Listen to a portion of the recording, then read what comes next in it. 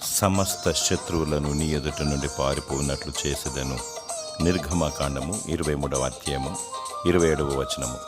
ఈ లోకములో ఉన్నవాని కంటే నీలో ఉన్నవాడు గొప్పవాడు. ఆయన బలవంతుడైన దేవుడు, సైన్యములకు అధిపతి అయిన దేవుడు, ఆకాశ మహాకాశములు పట్టజాలని వాడు, తీర్పు తీర్చువాడు, న్యాయాధిపతి, దహించు అగ్ని, మరియు ఆయన పరిశుద్ధుడు, కోటి సూర్యుల తేజస్సు కంటే తేజమయుడు, సమీపించరాని తేజస్సులో వసించువాడు, శత్రువు, చీకటి సంబంధి, అన్యాయస్తుడు, నీతి న్యాయములు లేనివాడు, అక్రమస్తుడు, అబద్ధికుడు. నీకు నీతి, భక్తి, యథార్థత, పరిశుద్ధత ఉన్నప్పుడు నీ ముందు శత్రువు నిలవలేడు. నీలో ఉన్న క్రీస్తును చూసి పారిపోవును. ప్రభువుకు లోబడి పరిశుద్ధత కలిగి శత్రువును ఎదిరించు. నీ పక్షాన యుద్ధము చేయవాడు యెహోవాయే. ఆయన నీ శత్రువులను పారిపోనట్లు చేయును. భయపడకు. దేవుడు శత్రువుపై విజయము దయచేసి నిన్ను దీవించునుగాక. ఆమేన్.